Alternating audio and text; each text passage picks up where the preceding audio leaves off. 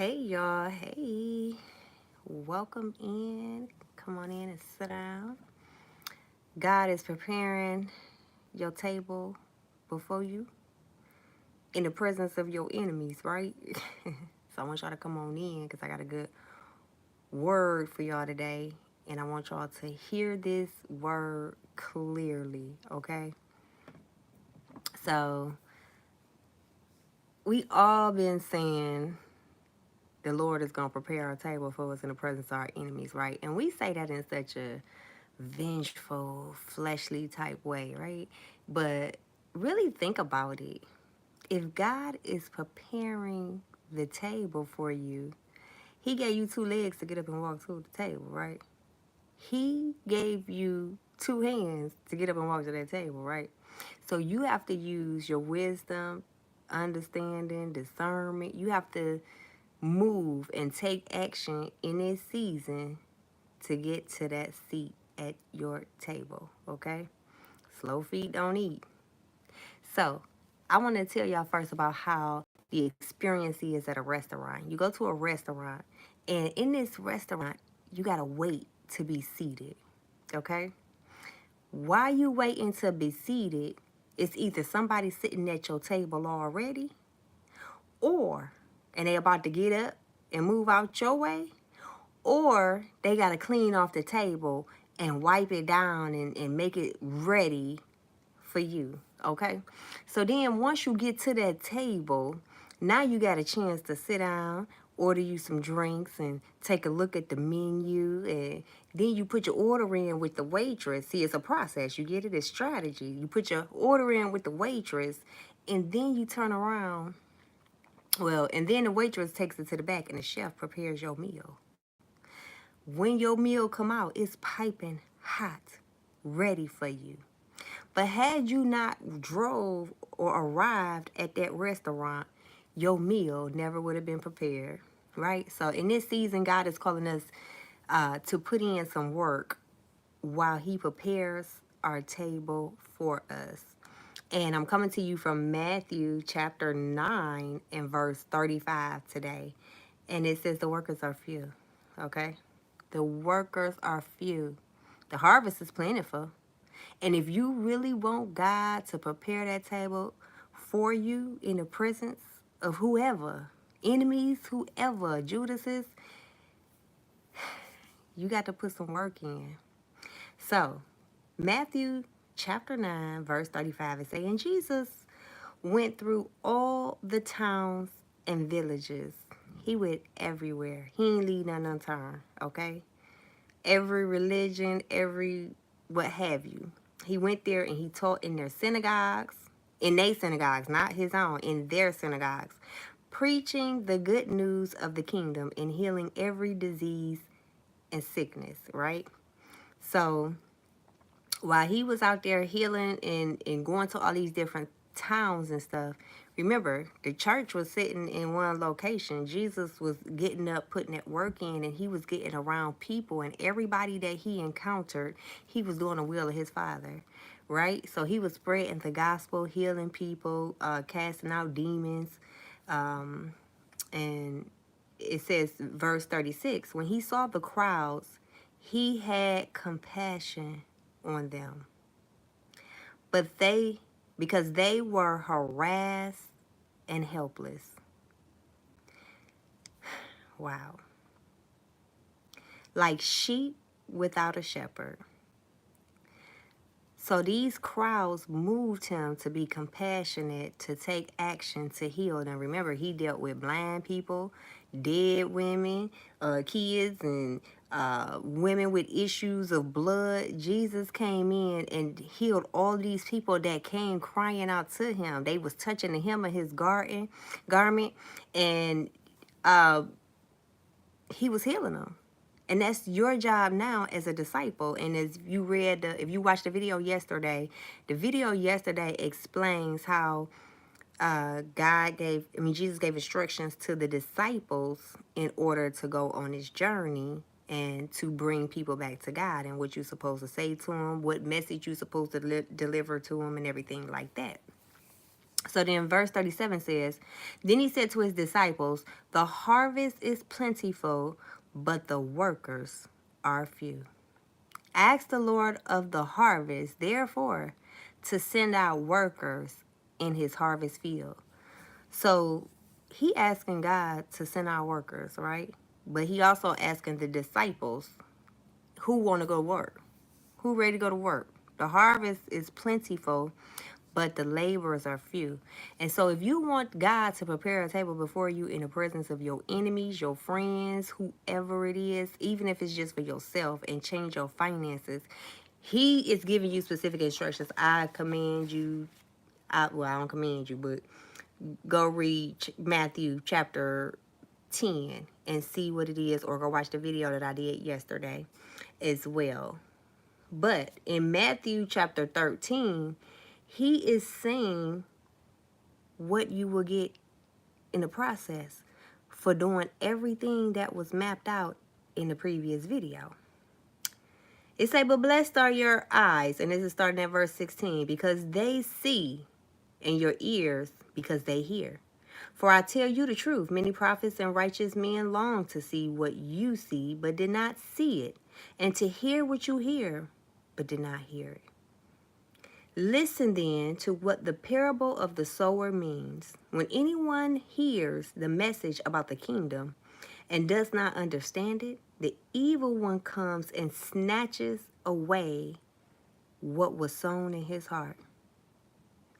Don't let nobody get close to your heart. Don't let nobody penetrate your heart like that right now with the seed that God is putting in you, the faith that God is building through you in order for you to get to your table. Okay? This is the seed sown along the path. The one who received the seed that fell on rocky places is the man who hears the word and at once receives with joy. But since he has no root, he lasts only a short time. When trouble or persecution comes because of the word, he quickly falls away. The one who received the seed that fell among the thorns is the man who hears the word, but the worries of his life and the deceitfulness of his wealth choke it, making it unfruitful. But the one who received the seed that fell on good soil is the man who hears the word and understands it. He produces a crop yielding 100, 60, or 30 times what he has sown. What you willing to sow today, y'all, for the harvest that you want to reap? The table that you have set for yourself, you have to put in that work to yield your crop. Are you willing to invest your time? Are you willing to invest your resources? Remember yesterday we talked about giving freely. So it's not just about your money, and it's not about you able to give away your food. You done mastered that area of your life. Now it's time to master the art of giving your time, being there and opening up your mouth and spreading the good news for God. And this is what he's going to pay you in this hour. He says he's going to give you, you're going to produce a crop yielding 100, 60, or 30 times whatever you have sown. What you willing to sow today? You willing to sow 100%, 60%, 30%? What are you willing to sow? In your time, your resources, things you learned, and whatever resources that you have that can be able to help people along the way, right? Whatever message of encouragement that you have for people, or scripture that you have in your heart to give to somebody, are you going to be afraid to say it, or are you going to get out there and you're going to say it, you're going to do it, and you're going to reap your harvest, right? The harvest is plentiful, but the laborers are few. And the work ain't that hard, y'all. When you working for the kingdom of God, the work ain't hard. He just wants you to go out there and save souls. He just wants you to go out there and heal people. Heal people that are sick. Heal people that need to come out of where they are, that are distressed. Okay? He had compassion among these people. Therefore, if we are followers of Christ, we should have the same compassion that Jesus had in order to get these people saved. So, I had took notes on this today, right? So I want you to know, God wants you to know to open up your mouth. When you see people on your journey, give them some type of word of encouragement. I met a lady yesterday, and the lady was telling me that she been on her own since she was 16. And she was really proud about it. But I could see the pain behind her eyes that she wasn't really happy about having to be forced to become an adult before her time, right? Having to be forced to put so much responsibility on her at that time. And that was a moment right there where she needed to be ministered to, right? And so when you encounter moments like that, you have to see beyond what they're saying. She said it loud and she said it proud, but the hurt cried louder. Y'all should be able to discern when people are hurting, when people are in distress, when people need help in this season.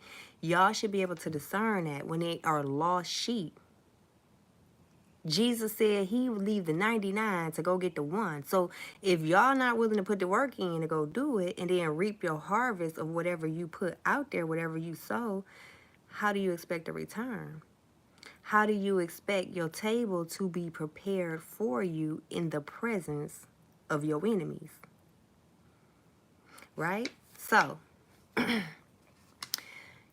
he went to the nations, right? He didn't just go to Christians or Muslims or Buddhists. He went to all of their synagogues and he preached the gospel to people. So you are called to bring people to Christ for relationship. We no longer living in a state of religion, right? So if you bringing people to a relationship with Christ, then that means you have to be open to hear the cry of the person that you encounter so that you can send them right back to Christ. Save their soul. No matter what. Don't judge them. Don't love them with conditions. We spoke about it yesterday. What you need to do. How you need to act wise as a serpent. Okay? Even though you're going to be sheep amongst wolves, and what's going to happen when people come up against you, you just shake the dust off of your feet and keep it pushing, right? But the reward for your labor is 100, 60, and 30 times whatever you sow. Sow into somebody's life today. Take a moment and recognize when somebody see you in public, speak to them. Hey, how you doing? Put a smile on your face. I don't know about y'all, but where I come from, they not too friendly. They not too smiley, laughy. They more so, what you looking at me for? That's what they encounter in my city, okay? Comment down below if you comment the same, if you go through the same thing in your city. The people in my city just ain't really friendly. So you have to be that person in between God that God is using to show his love, right? So you have to put the smile on your face. And a lot of times now people say, well, why are you smiling so much? Why are you smiling? Any day above ground is a reason to smile, right? Anytime you got another day to make it right and be better than you were yesterday, you got a chance to make it right. You got a chance to fulfill your calling. Your mission ain't done. Your mission is not complete. When your mission is complete, the casket will drop, okay? But right now, you have to produce your own crop. But you're going to yield 100, 60, and 30 times whatever you sow in this season. So God is asking, will you be willing to work for him in this season? Are you willing to do his will? Whatever he calls you to do. Sometimes the message that you may have to give to somebody ain't going to be a pretty message. But are you bold enough to walk in Christ that he has your back no matter what? Are you bold enough to have the faith that he will carry you through and he will protect you as long as you stay up under his wings? Are you willing to put the work in? Remind me of that one TikTok that say, what did TikTok say? Stand up. Stand up. Like, we got to stand up and we got to be bold. This is an army of the Lord. And when we think about a natural army in a physical realm, like the United States Army or what have you, they got to go to boot camp for 6 weeks. They have to get the initial training to know what the processes and procedures is before they get on that battlefield. They don't just put them out in the field. No, they go through testing. They go through a season of testing to show their self approved, to show their strength, how much they have built up, right? And then they don't really go off to deployment. They come back for a second and then they get their thoughts together, go home, pack it up, and then they go right out, right? So God is using you to build up his kingdom, to give back to his people, to bless his people. And the blessings that he wants to put upon you are 30, 60, and 100-fold. Whatever you're willing to sow is whatever you're going to get back. And if you want that big old feast at the table where you got a good, what they say, greens, beans, potatoes, tomatoes, grams, round, raw, malt. If you want all that at your table, I suggest you start putting that work in. Whatever it is that God called you to do, to walk towards your purpose. I don't know what he told you to do. I don't know what he told me. But whatever he told you to do, it's time to take action. Get up from that place. Stop being fearful. Even if you're going to be fearful, you can be fearful. But still, take action and know that God has your back no matter what. He want to see you win. He want to see you reap a harvest for your work, for everything that you've gone through. If you went through a period where you were sick, if you went through a period where you was distressed, remember when you was distressed and somebody brought you up out of it? See, the thing about it is nowadays, we have gotten to a society where it is a privilege to say that you have grown up in God, that you grew up in the church, that you grew up knowing about Jesus. You may not have had a relationship with him, but that was your beginning stepping stone that taught you about Jesus. Okay? So, and you learned it from a child's perspective. So you already knew about Jesus when you came into him as an adult and gained that relationship with him. So a lot of people in this world that are of the world that are trapped in Satan's kingdom that ain't supposed to be there. We're talking about God's children. We're talking about Satan's children. We're talking about God's children that's trapped inside of Satan's kingdom. We got to take them back out. We got to snatch it. We got to take them by force. So we got to walk boldly before the throne of God in order to get them people back to him. We got to believe that God will use us just as a mere vessel. The battle ain't ours. It's the Lord's. He's just using our mouth and our actions and our deeds and our resources to be able to help who he needs to be helped in this season. And just remember, while you on this journey, you once too were there as well. You once was lost, but now you're found. You was blind, but now you see. So help the next person see in this season. And he will bring you that 30, 60, and 100-fold of whatever you put out there. Okay? I love you guys so much with the love of the Lord. And I just wanted to let you know that today that the harvest is plentiful. The laborers are few. Are you willing to step up and say you're going to be a part of God's army and do his will 100%, even when you don't want to do it, even when it don't feel right, you don't understand why. His ways are not our ways and his thoughts are not our thoughts. So when he tell you to do something, just do it, because you don't want to be held to sacrifice. Then you have to come to a place where you got to sacrifice something. It's better to be obedient than sacrifice. So take this message back to the Lord. Go to God in prayer. Ask God, is this my word for me for this season? Am I supposed to be taking action?